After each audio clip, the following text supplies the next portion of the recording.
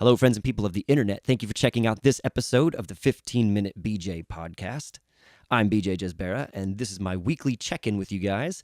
This is where I want to talk about what's going on in my life, what's going on in music, and what's going on in your life. So for anybody that's been listening and participating in the discussion by commenting or messaging me, thank you very much. I appreciate it. Let's keep it going. Let's share this and get more people involved in the discussion.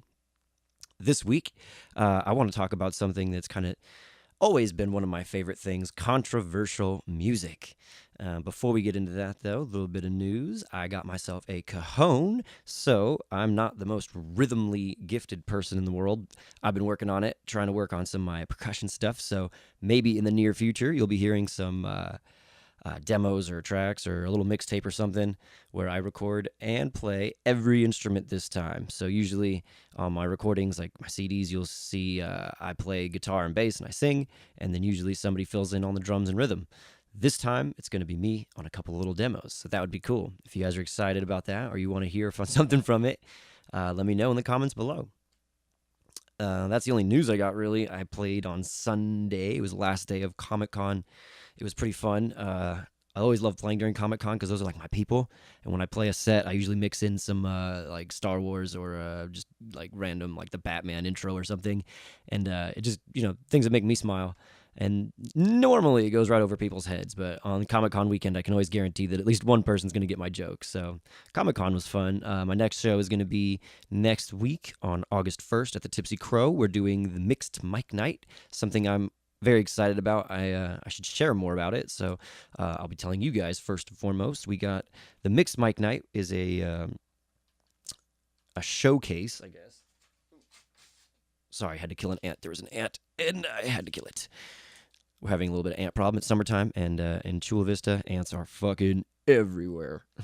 But anyway, so Mixed Mic Night is a musical showcase where we bring you 4 acts. Typically, they're traveling musicians or they're locals, and they play you guys some of their originals. They play you guys some covers, and depending on the crowd and the reaction they get from the bar, they get to go on to play a full 2 hours later on a weekend or a weekday. What the fuck did I knock over?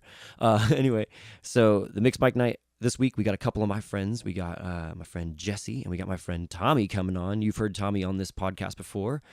Tommy Chacon, the man with 11 fingers. So if you are interested in hearing that and you're 21, come on out to the Tipsy Crow August 1st for Mixed Mic Night. Before that, I'm going to play a couple of hours just to warm up the crowd. So August 1st, come on out, check that out. And then the next gig after that will be in August 3rd in Chula Vista at the Manhattan Bar. So if you live in Chula Vista, come on down, check it out. If you live in San Diego or the surrounding area, come on down, check it out. Everybody's welcome. It's 21 and up, but it's free, so come on down. Now, let's get into the nitty-gritty. Controversial music. It's something that I think today's day and age is having a little bit of trouble handling. People are starting to get more and more woke and a little bit more aware of what they're saying and how it affects the people around them. So it's not necessarily a bad thing, but what I have noticed is that bands that have always been around and have always been themselves and known for doing things that might be a little bit off the cuff or a little bit offensive and rude to some people, those bands are now just coming into the spotlight, which I think is funny, and I'm wondering who is going to be next to be coming into that spotlight. So as I discuss this, and if you have any ideas, put it in the comments. Let me know, who do you think is going to be the next big controversial band to get a big reaction from everybody, even though this is something that they do since day one. So I asked my friend, I asked my friend Instagram. I asked my friends on Instagram if they knew of any controversial music, and it was really funny that my friend Jorge from the We Don't Know podcast sent me this the suggestion that was already on the forefront of my mind, and I was really glad that he was thinking about it because he was actually the one who introduced me to this musician. When we worked at the van store together, we would play CDs for each other and try to find the most fucked up music or just like the most, punk rock music we could find. We would always play just loud, offensive, fast music or just, just loud stuff. And it would be fun because we'd close down the van store, we'd put down the gate, and customers would be trying to walk by or trying to walk in, and we were closed, and they would be blasted in the face with something like this. He introduced me to a guy named Gigi Allen, who, for all intents and purposes, is, I guess, labeled punk rock, but I would say more shock rock because what he does is shocking, and I think that was his goal.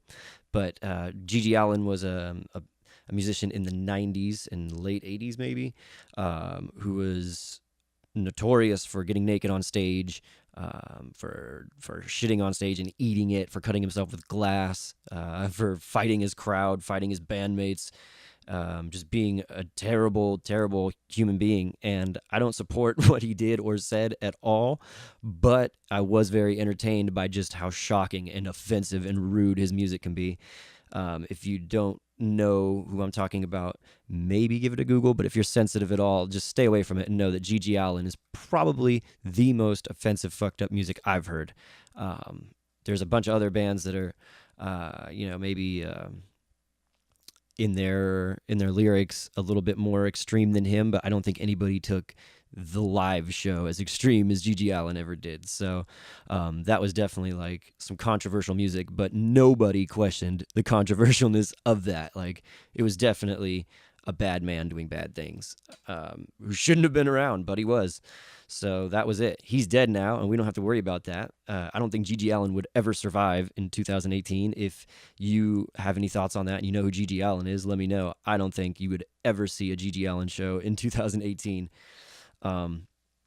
But what I was saying earlier about how bands are starting to get called out for doing something they've done forever, the band I'm talking about right now is NOFX. They're one of my favorite bands, and I've been following NOFX since I was a little kid when they were playing in the 90s. And I've always known that NOFX said and did some pretty fucked up things, but most of the time it's funny. It's in jest.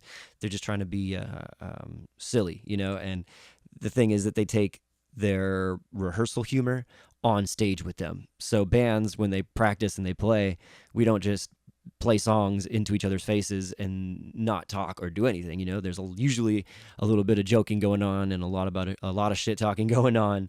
And NoFX is really good at pulling the curtain back and showing you like, hey, this is probably what all your favorite bands sound like in rehearsal, but here we are, we're NoFX. So in May of this year, they were at the Punk Rock Bowling Festival in Las Vegas, and the joke they made, I will completely agree, is in bad taste. It was absolutely the wrong place and the wrong time to make that joke. There's no question about it. I'm not shocked by it because, again, I am a fan of NoFX, and I know that they say and do things like that. I am also not hurt by words. I can disagree with you, and it doesn't hurt me personally. And that's fine. And I think that more people need that trait. But what happened was at the Punk Rock Bowling Festival in Las Vegas, they made a joke about that they were glad it was a country concert or not a punk rock concert that got shot up or something. Again, it was very, very tasteless. There's plenty of backlash videos out there if you want to know exactly what he said and what other people are saying. And I'm not in any way trying to defend what NoFX said. It was their guitar player and their bass player who made these jokes.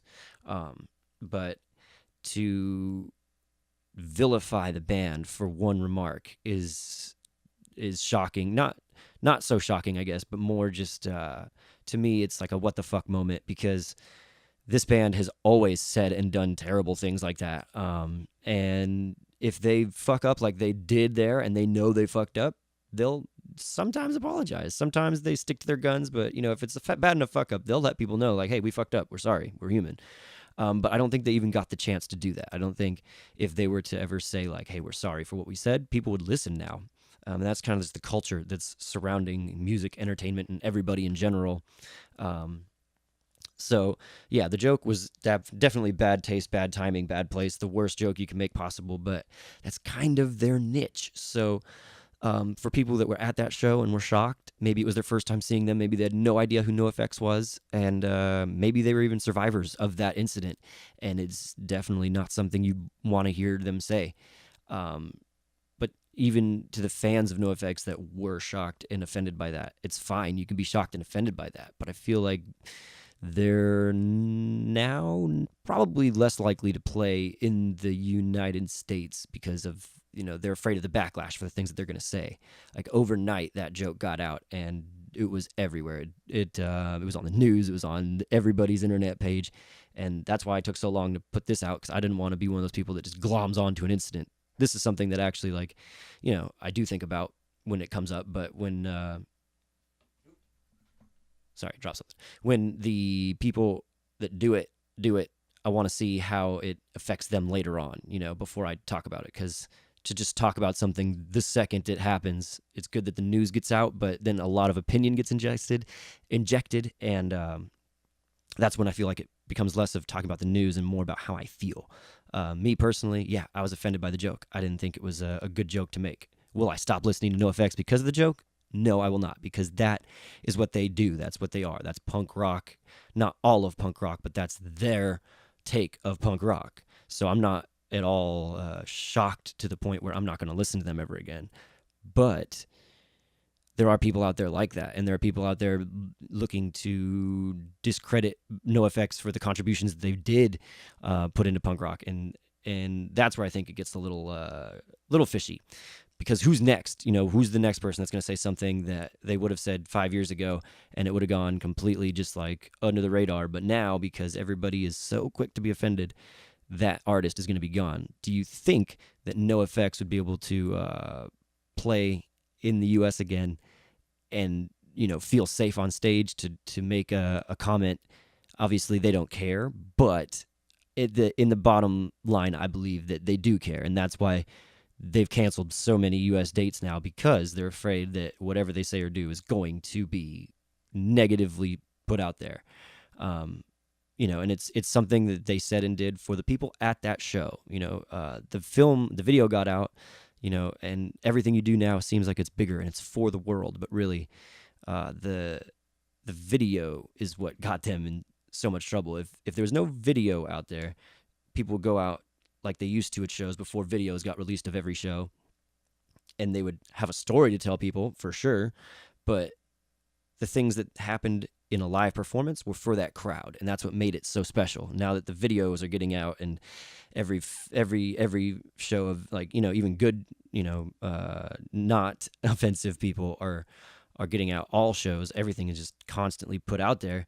There's no surprise, and there's also, I feel like, a little bit of a specialness that's lost. The connection between the crowd and the performer. It's now the crowd, the performer, and the crowd's phone that could be broadcasting to the whole world. So, sometimes you say something to a specific person and you're not expecting it to go to everybody they know. So, again, I don't support the joke, but I see how one little remark that would have not got them in trouble, would not have gotten them in trouble a long time ago, when they started, now will, potentially end a big portion of their career out here or something. I don't know. And we still haven't seen the full effect of what happened, but whatever you think about it, let me know. But what I'm interested in seeing is who's next. Again, is it going to be Marilyn Manson? Do you think Eminem would be able to survive in today's climate? He's, softened up a bit, but do you think, like, Eminem, when he first came out, would be able to release the same stuff, the Slim Shady LP, the Marshall Mathers LP, any of those things? Do you think that those would fly in today's society? I've seen him do and say some terrible things in video on stage, and he definitely had his amount of backlash, protests and things like that, but I'm just wondering if it's going to continue happening, who's going to be next? What do you think? Put that in the comments below. And today I'm going to end this show with a NOFX song because, again, I'm a fan of NOFX. I definitely don't think what they said was right. But as any parent will tell you, you can love something and it will fuck up, but you have to continue loving it. Or you don't have to, I guess, in the case of a band. Kids and bands, different. Very bad analogy.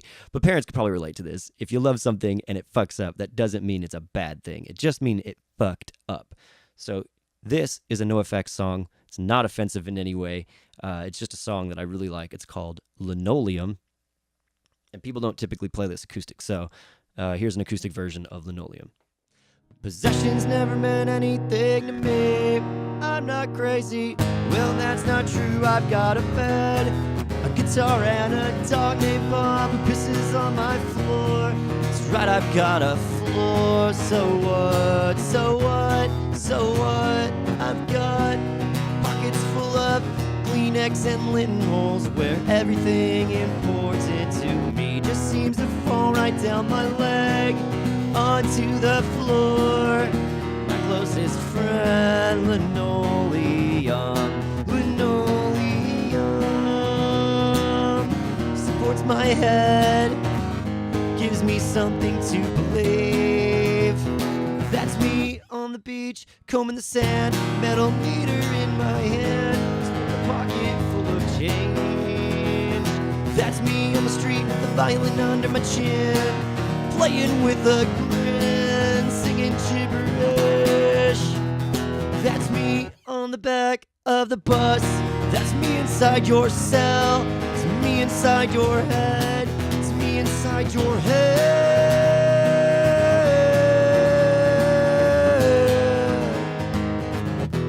That's me inside your head. So there you go, a very rough, very acoustic version of Linoleum by NOFX. My name is BJ. This is the 15-Minute BJ podcast. My dogs are barking. It's time to go.